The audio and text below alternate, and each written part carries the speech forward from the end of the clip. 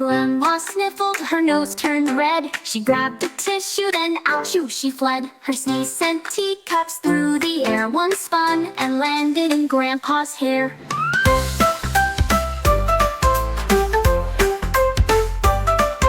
The cat flipped twice with startled eyes, then landed safe. What a surprise! But when she sneezed a third time loud, she soared up high above the crowd.